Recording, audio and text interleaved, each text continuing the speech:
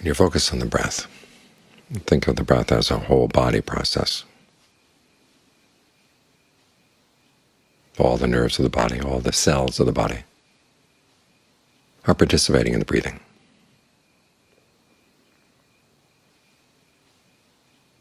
And let your awareness spread out to fill the body.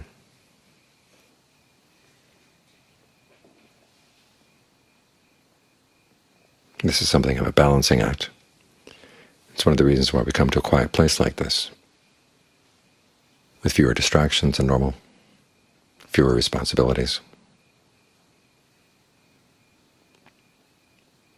So you can focus on getting three things together: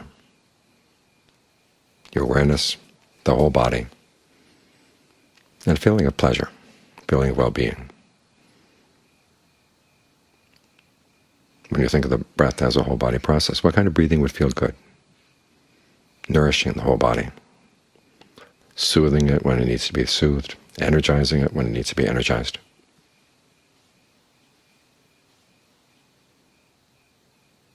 And learning to really appreciate that sense of well-being that you can develop just simply through the way you breathe. Allow your awareness to melt down into the body. There was a Zen teacher, Hakuin, had an image.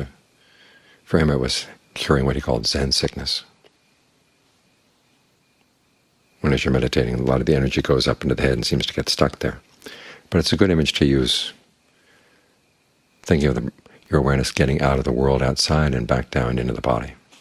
Think of it being like a big ball of butter on top of your head. It's going to melt down into the body and saturate everything.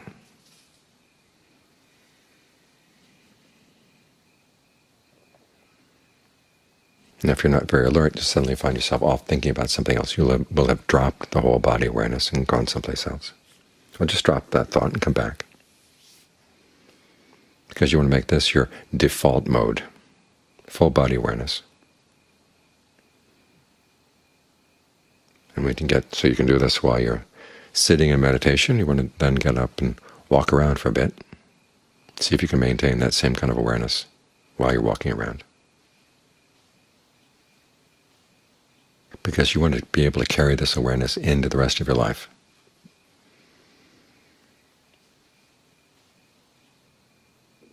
And the various techniques or strategies that you use to get the awareness to be willing to settle into the body. One way is to just go through the different parts of the body and see where there's any tension, allow it to relax. Now, don't relax it in such a way that you find yourself bending over. Think of it more, anything that's pulling you out of good alignment, allow that muscle to relax. You're going to go down the spine. Think about straightening the back. Go down to the legs, out to the tips of the toes, down the shoulders, down the arms, tips of the fingers.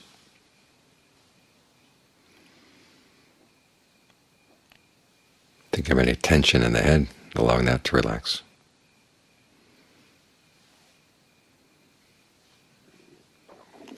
And as you fully occupy the body in this way, you find that the parts of the body that you were using to think have less and less of a foothold. This is an important skill to develop if you're trying to get rid of distracting thoughts or restless thoughts. Because in order to think, in order to maintain a thought, there's going to have to be tension someplace in the body as your marker, as your reminder.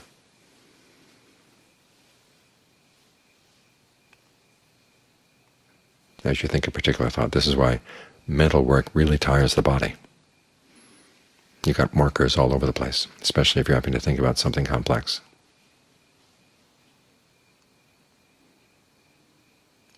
But now you want to reclaim the body, inhabit it, and breathe through all the markers from past thoughts, the bits of tension that were left behind. And try to be sensitive to any new tension building up.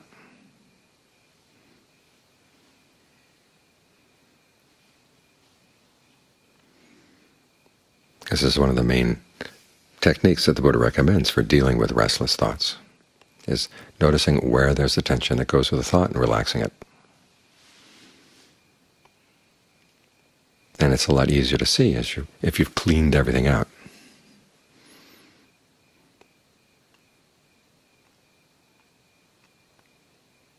It's like wanting to know where today's dust settled in the house. Now, if you've left the house dusty all the time, you won't be able to see which dust is today's dust and which dust is yesterday's, or last week's, or last month's. But if you clean it regularly, you notice, here's the dust from today. Or like the pad out here in front of the cellar. Ordinarily we sweep in the evening. Tonight I didn't have time. But that way we know if any animals have come through. We'll know, this was an animal from last night. They leave tracks behind. So you have to try to clean out the body as much as you can so that when a new thought comes in, and there's a pattern of attention that goes with it, you can breathe through it.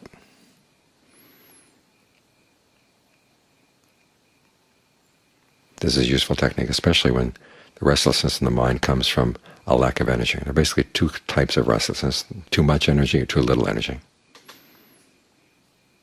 With too little energy, you don't have the strength to resist thoughts as they just start swarming around from all over the place inside the mind.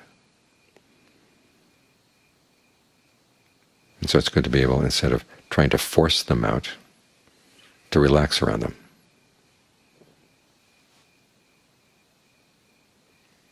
Notice that when they come up, there will be some tension. Okay, relax that, relax that, relax that.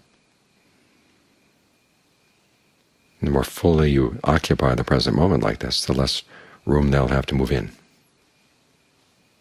and switch you over to another time frame or another space inside another thought world. You're right here, fully right here. It's almost as if the route to the past or the future is a little tiny tube. And if you make your mind really small, I can go down the tube very easily, but if you make it large, it doesn't fit. Think of being aware of the hand in the hand, aware of the foot in the foot, your torso in the torso. All too often our idea is that we're up here on our heads, and the head is aware of the other parts of the body. But actually, as you get into the body, you begin to realize that the area of the chest has an awareness of the chest, the area of the hand has an awareness of the hand. That's the kind of awareness you want to get in touch with. Relax into that. Then you begin to see that any other thought that comes up is just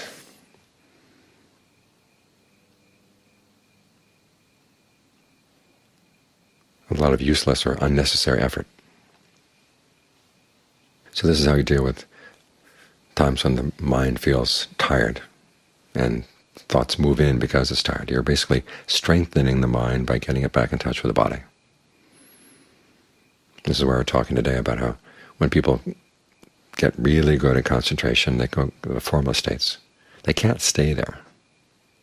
The energy comes from being with the body. And you can stay there for long periods of time, but it gets kind of blurry and weakened. So you have to get back to the body to strengthen the mind, relax all the different patterns of tension in there, and then be on the lookout. If any slight pattern of tension builds up, try to breathe right through it. It's like a spider on a web. The spider's in one spot in the web, but the web is all connected so that the spider can sense if anything has gotten caught in the web, it knows right where to go. If they have to say there's a fly or something, then it'll spin a web around it, and then go back to its original spot. Wait for the next thing. So have your center, the spot where you tend to settle down, but try to spread your range of awareness so it fills the whole body. So you can be sensitive to any other tension that builds up.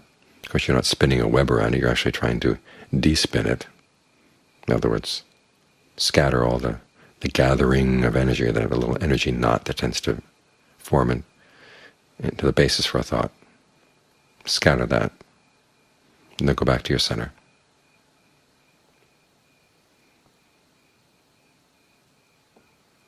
This way you can deal with restlessness that comes from a lack of energy. Now there's the other kind of restlessness when there's too much energy in the mind.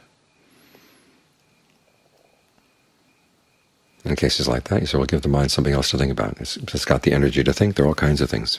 Maybe the breath might be a little bit too subtle, a little bit too uninteresting. Or I can think about the parts of the body. What have you got in this body? All different kinds of body parts. Start with the bones. See if you can visualize, starting from the toes running on up, each bone in the foot, each bone in the leg, the hips, the spine, the shoulders, the arms, the skull.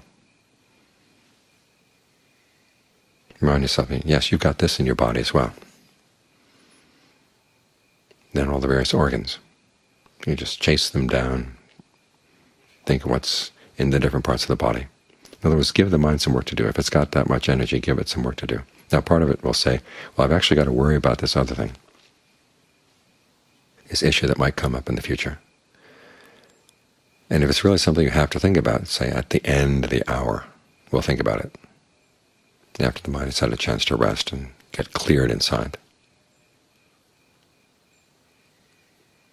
And then if it insists and says, no, right now, you remind yourself, you don't really know what's going to happen in the future. You can imagine all kinds of dangers.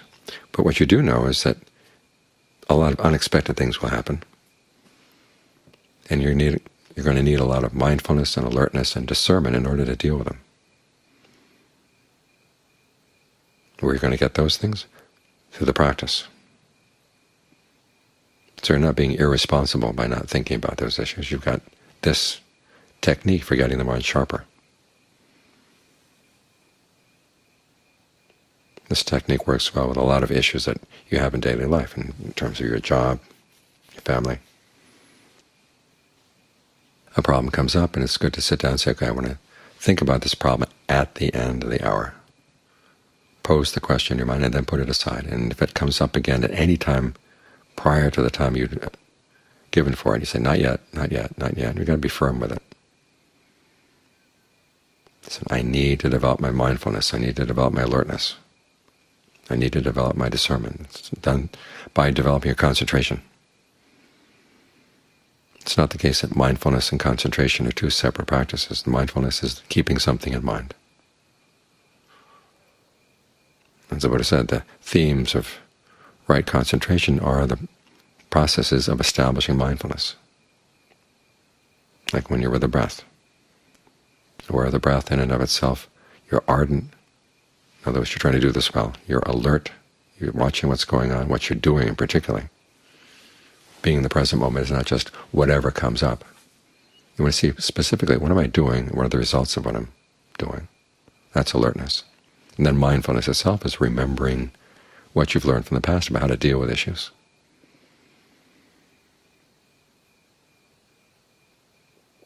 Putting aside greed and distress with reference to the world. In other words, any distractions come up, you put them aside as best you can, so you can settle down with the breath. Well, that's the basic technique for getting the mind into concentration. So as you're trying to get the mind to settle down, you're going to be learning some things about the workings of the mind, which is what this is all about. Understanding, what is my mind doing? I want happiness, but here's my mind creating trouble. I went to all that trouble to learn how to think, learn how to use language, and those powers are taking over. What you've got to do is learn how to put them under your control. That's what the Buddha said, when you learn how to control your thinking, so that you think what you want to think and you don't think what you don't want to think. And at the same time, your taste in what you would want to think gets more refined.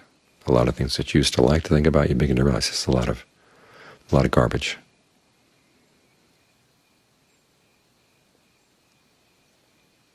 And even though you could think about those things, you realize you don't want to think about them anymore. This is where the discernment comes in. Because the more you're able to use your discernment in cutting through distracting thoughts, the easier it's going to be.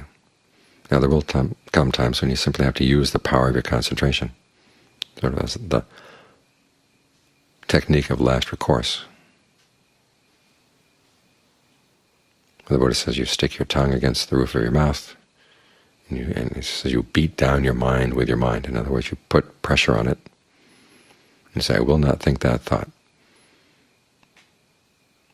One good way of doing this is to think of a meditation word and just repeat it over and over again in the mind really fast, rapid fire. And think of the whole body saying that meditation word.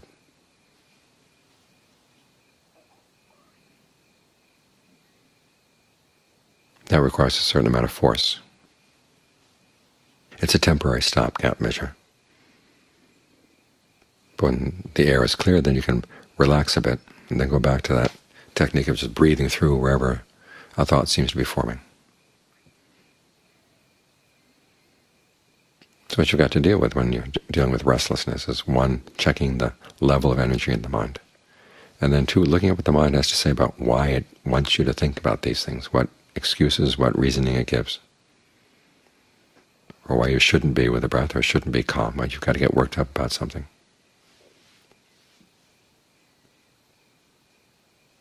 So you deal with the energy level, you also deal with those arguments. And there are times if the mind is really stubborn, well, you can be stubborn too. You don't just give in. You've got to show your thoughts who's boss.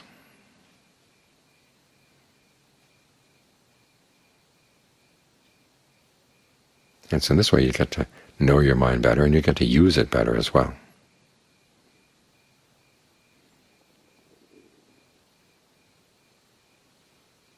So particularly in that insight, when you realize that all the thinking and planning and worrying sometimes actually makes the problem worse, whatever it is you're worried about. Whereas putting it aside for the time being, giving the mind a little space, giving the issue a little space, you can come back to it and you can see it a lot more clearly. And working with the breath gives you precisely the tools you need, the energy you need,